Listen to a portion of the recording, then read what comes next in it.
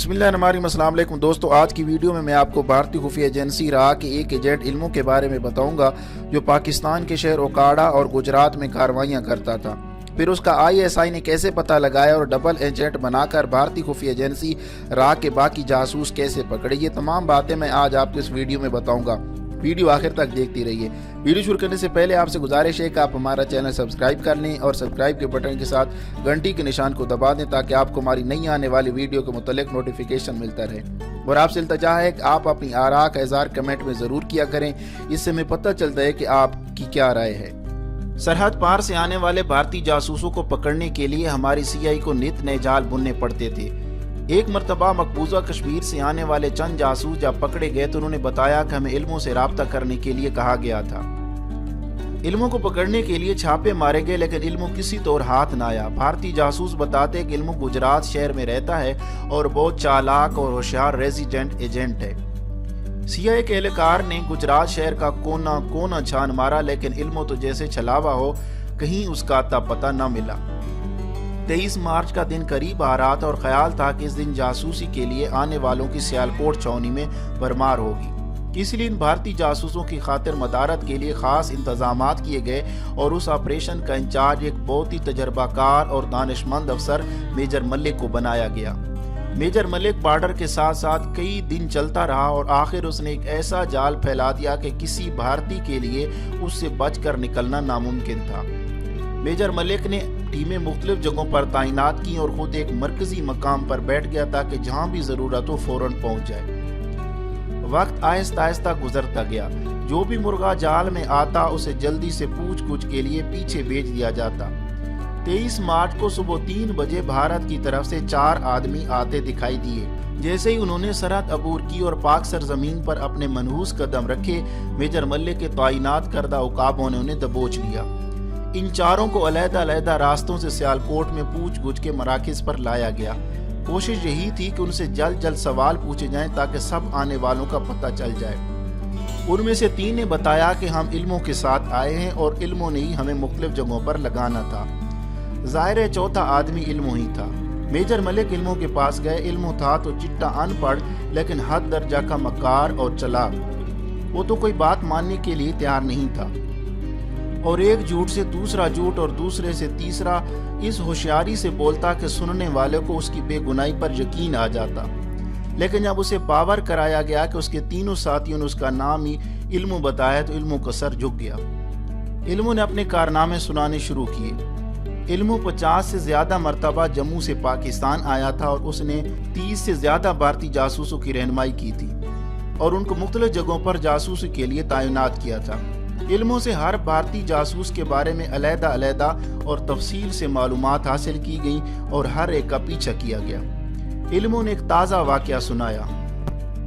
چند دن ہوئے میں وزیر آباد کے ڈاکخانے سے ایک ایجنٹ کو 800 روپے گجرات بھیجے تھے لیکن اس کا نام پتہ معلوم نہیں۔ علموں نے مزید کہا چونکہ میں بالکل ان پڑھ ہوں اس لیے میں نے منی آرڈر فارم بھی ڈاکخانے کے کلرک سے پر کروایا تھا اور مجھے میرے آقاؤں نے جس کاغذ پر پتہ لکھ کر دیا تھا وہ بھی میں نے ضائع کر دیا۔ میجر ملک نے سوچا کہ وزیر آباد سے گجرات شاز و ناظر ہی کوئی منی آرڈر بھیجتا ہوگا، اس لیے اس نے منی آرڈر کی رسید ڈھونڈنا مشکل نہ سمجھا۔ وزیر آباد پوسٹ آفس والوں نے بتایا کہ تمام ریکارڈ لاہور GPO بھجوا دیا گیا ہے۔ لاہور GPO کے اہلکاروں نے بھرپور تعاون کیا اور جلد ہی ڈھیروں رسیدوں میں سے 800 روپے وزیر آباد سے گجرات بھیجے جانے والی منی آرڈر کی رسید ڈھونڈ نکالی۔ رسید پر درج پتے پر آدمی تعینات کر دیے گئے اور خفیہ طور سے اس گھر میں ہر آنے جانے والے پر نظر رکھی گئی۔ یہاں صرف ایک آدمی رہتا تھا، چودھری محمد شبیر۔ چند دنوں بعد مجسٹریٹ اور پولیس پارٹی کے ساتھ اس کے گھر پر ریڈ کیا گیا۔ چودھری شبیر نے بھاگنے کی کوشش نہ کی، صرف اتنا کہا تو آخر آپ لوگ مجھ تک پہنچ ہی گئے۔ گھر کی مکمل تلاشی لی گئی۔ اسے وائرلیس سیٹ، کوڈ اور بہت سی رپورٹیں جو ابھی بھیجی جانی تھی ہاتھ لگیں۔ شبیر نے اپنی کہانی سناتے ہوئے کہا، میرا اصلی نام روپ لال ہے اور میں انجینئرنگ بٹالین کا سپاہی ہوں جو کہ سیالکوٹ بارڈر پر تعینات تھی۔ ایک رات شور مچا کے پاکستانی کمانڈوز آ گئے ہیں اور خوف میں سب نے اندھا دھند فائرنگ کر دی۔ میرے فائر سے اپنے ہی نائک ہلاک ہو گئے۔ میرا کورٹ مارشل ہوا اور مجھے 15 سال قید بامشقت کی سزا دی گئی اور جیل بھیج دیا گیا۔ रूप लाल ने बताया, भारतीय जेलों में रिश्वत सतानी, चर्स, अफीम का कारोबार, नाकिस ग़िज़ा की फराहमी आम है और कैदियों से इंसानियत से गिरा हुआ सलूक रवा रखा जाता है। उसने मजीद बताया कि एक दिन हिंदुस्तान की खुफिया एजेंसी रा के कुछ लोग जेल में आए और ख़तरनाक मुजरिमों, कातलों और लंबी सज़ा पाने वाले कैदियों के इंटरव्यू शुरू हुए। मैंने भी इंटरव्यू दिया। मुझसे पूछा गया कि क्या तुम पाकिस्तान जाकर रहने और जासूसी के लिए तैयार हो। मैं जेल के हालात से इस कदर तंग आ चुका था कि मैंने हाँ कर दी और एक फॉर्म पर दस्तखत कर दिए। मुझे नई दिल्ली ले जाया गया, जहाँ 9 हफ्ते का जासूसी का कोर्स करवाया गया। वहाँ से मुझे जम्मू ले गए, जहाँ मजीद 3 माह का स्पेशलिस्ट कोर्स करवाया गया। एक रात मुझे स्मगलरों के साथ पाकिस्तान भेजा गया और मुझे सिखाया गया कि अब से तुम ओकाड़ा के एक कमीशन एजेंट हो और गुजरात शहर में कारोबार के लिए आए हो। मैंने गुजरात शहर में एक छोटा सा घर किराए पर लिया और थोड़े ही अरसा में काफ़ी दोस्त बना लिए। मैं बाकायदा मस्जिद में जाता, जिससे मुझे एक शरीफ शहरी समझा जाने लगा। इस दौरान मैं रावलपिंडी, जेलम, खारियां, लाहौर और ओकाड़ा तक गया। चूँकि मैं फिरोजपुर का रहने वाला हूँ, इसलिए मुझे ज़बान और लिबास से कोई नहीं पहचान सकता था कि मैं भारत से आया हुआ हिंदू हूँ।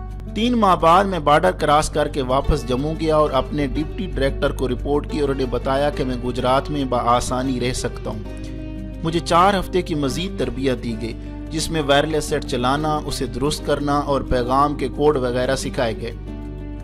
मुझे नंबर P7 देकर वायरलेस सेट के साथ वापस पाकिस्तान भेज दिया गया और मेरा काम फौजी हजरात से राब्ता करना और उनसे मालूमात हासिल करना और उनसे मौजू हजरात को एजेंट के तौर पर भर्ती करना था।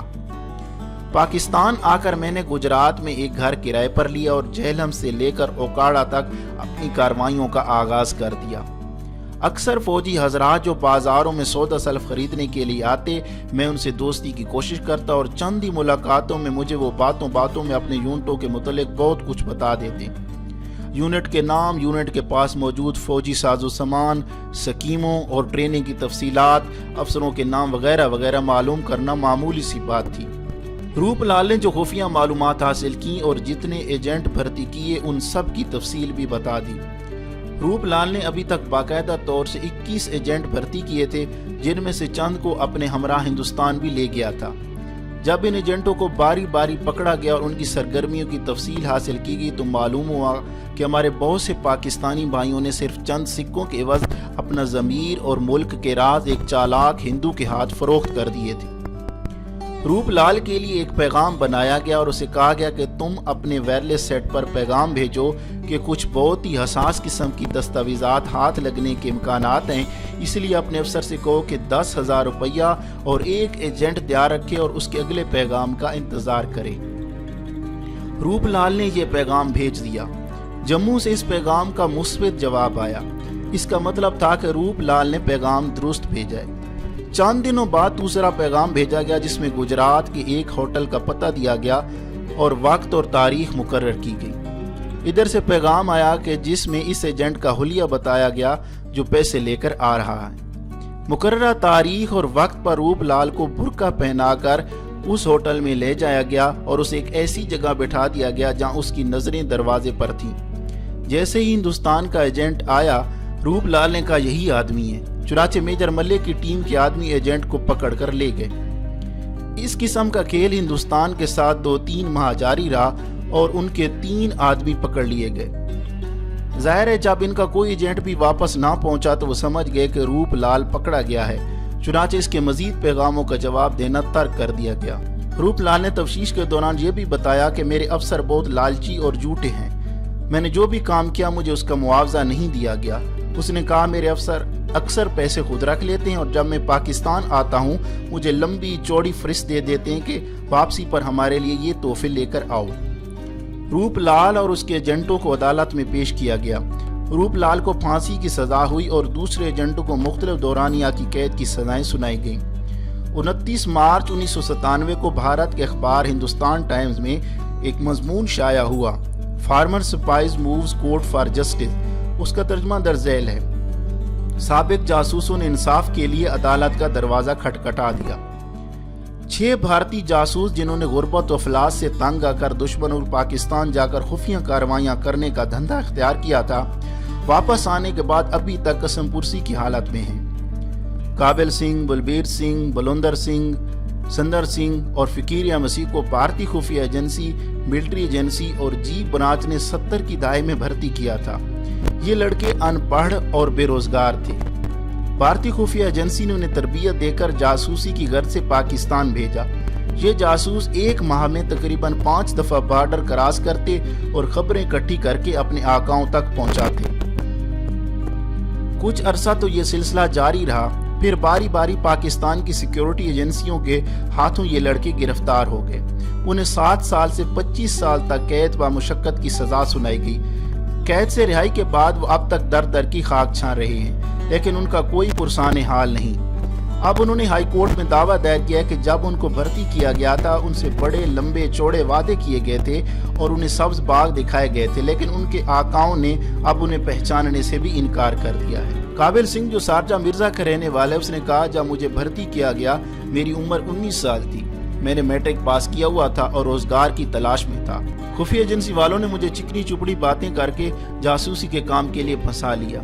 मैंने अपनी जान हथेली पर रखकर दुश्मन मुल्क के खिलाफ जासूसी की कार्रवाइयाँ की। पाकिस्तान में गिरफ्तारी के बाद मुझे 12 साल कैद व मुशक्कत की सजा सुनाई गई। मेरी सजा के दौरान किसी ने मेरी फैमिली को नहीं पूछा और न ही उन्हें सरकार की तरफ से मेरी तनख्वाह या कोई और इमदाद दी गई। आज मैं दिहाड़ीदार मजदूर हूँ। बलबीर सिंह ने कहा, मैंने अपनी जिंदगी का बेहतरीन हिस्सा पाकिस्तान की जेलों में काट दिया। हमारे अफसरान ने अपने वादे पूरे नहीं किए और हम इस तरह बेरोजगार और बेबस हैं। मैं अपने वतनों से कहूंगा कि हमारी खुफिया एजेंसियों के मकर फरेब से बचें, मैं अपने किए पर सख्त ना दें। दोस्तों, मैं उम्मीद करता हूं कि आज की ये वीडियो आपको अच्छी लगी होगी। अगर आपको ये वीडियो अच्छी लगी है तो अपने दोस्तों के साथ फेसबुक और व्हाट्सएप पे ज़रूर शेयर करें। वीडियो देखने का बहुत बहुत शुक्रिया।